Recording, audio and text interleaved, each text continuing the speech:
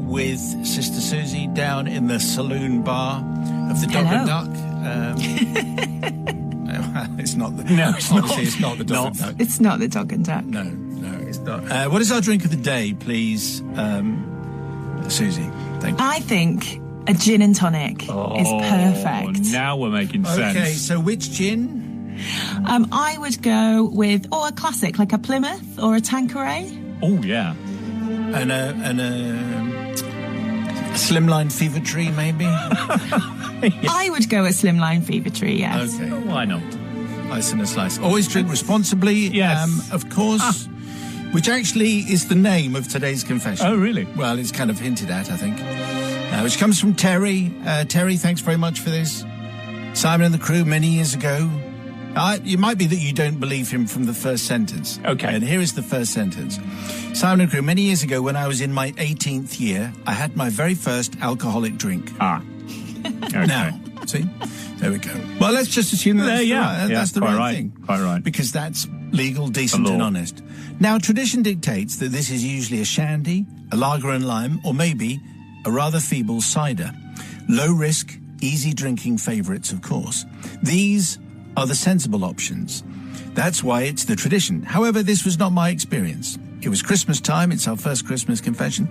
Christmas time, mistletoe and wine and all that. This is why there was better quality beverages in our house. And so I tasted some, and Matt's going to have to correct me here, González Baez del Duque Amontillado. Amontillado. Well done, yeah. González Baez. Yes. Is that right? I'm probably near enough. Del Duque. Del Duque. Del Duque. Del Duque. Amontillado. Amontillado. Very nice it was too, says Terry. A top-notch introduction to the adult world of grown-up drinks. Remember, he is 18. Mm-hmm. So I'd had a couple, I believe, and even though I was being sensible, eating loads of rich food to line my stomach, for example, to say I was very wobbly was an understatement. By the way, if you're having your tea... Now's the time to bring that up. Well, Always quite literally, yes. We had been round at my sister Thelma's house. She likes a González Baez del Duque Amontillado. So in a way, what happened next is her fault. I don't think so.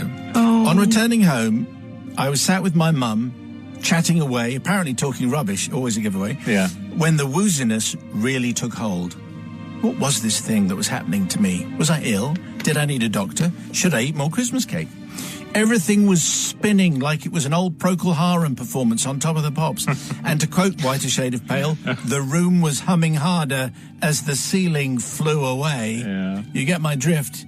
So I said goodnight to Mum and ran as fast as I could upstairs into the loo. However, as I entered, I'm going to have to go carefully here. Yeah. As I entered, I lost my footing for reasons that are too delicate to discuss at this point. Let's just say, for the gentlemen listening, the floor was similar to a football stadium's men's loo circa 1975, or some pubs you might have visited back in the day but are happy not to ever visit again. Mm-hmm. I'm sure you remember. Anyway, somehow I regained my limited composure, steadying myself, grabbing at whatever came to hand. Phew, that was a close thing, I thought. I didn't want to be a total embarrassment now, did I? So I stumbled into bed. The following morning, I heard my dad, Barry, getting up for work. Boy, was he noisy. He always made a lot of clatter, slamming doors, singing like he owned the place, which I guess was true because yes, he did. He did actually own the place. So he went into the loo, and I lay there thinking that there was something I needed to tell him, but I just couldn't remember what it was. I racked my aching head for this essential bit of news that had escaped me. It wasn't until I heard him flush the loo that I remembered. Oh, no. That's it. Oh, no. In my attempt to keep my balance in the less than dry conditions of the loo last night, I had pulled the plastic pipe out of the overhead cistern. That's what it was. You know, the plastic pipe that prevents the cistern emptying itself over the user. Oh, no. I heard a loud shout and various words and phrases that I hadn't heard before, but I believe are considered Anglo-Saxon in origin. I put my head under the covers. I did not move, but boy, was I feeling guilty. I asked my mum, Yes, I did not move, but boys, I've read that bit. After my dad went to work, I got up and I saw my mum in the lounge and we both burst into hysterics. I asked her what he looked like when he came back into the bedroom. Apparently he was dripping from head to toe. He needed a total change of clothing and a hairdryer. Who knew a cistern contained so much water? Well, we do now. Yeah. I realised, of course, I was remiss, I was at fault, and I should have owned up, but there was absolutely no way I was going to go anywhere near that. I fall at your feet completely. I need some forgiveness, says Terry. Well, and also, as we say many times, just always, even if it's Christmas, and even if it's go very carefully. Yeah. One is probably enough if it's your first venture there. Anyway, Sister Susie has kind of first-hand knowledge of this kind of thing. Yes, Terry. I don't know. I think you did pretty well. You picked a very nice choice for a first drink. However, yes, probably one was enough. Yes. And if you had have broken the cistern in my pub toilet, I don't think I would have forgiven you, especially if you hadn't have told anybody. And I don't think I'm going to forgive you on this occasion. So, Terry, I'm really sorry. You should have owned up. You should have told your dad. Yes.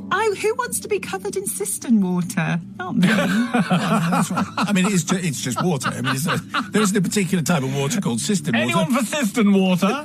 I'll have a pint. Thank you very much. You. Or in Barry's case, like a couple of gallons. Brother from another guy. So, when was this set? Overhead cisterns? What were they? Was not 1850s? My God, where were they living? Upstairs, downstairs? Are you mocking Terry and his house? I have to say, I thought this was going one way when he started talking about the amount of Christmas cake he was eating. I was thinking, oh dear, this is only going to end in a bad way. It's fair to say Oh, really? I made it more acceptable for broadcast. Wow. Okay, imagine what we took out. I'm going to definitely forgive. We've all been there. We all had our first drink and maybe didn't behave impeccably afterwards. In fact, this clearly is a lighter shade of pale ale. Almost! So for that reason, I choose to forgive. It was lighter terrible, shade of pale ale. Awful. On the text.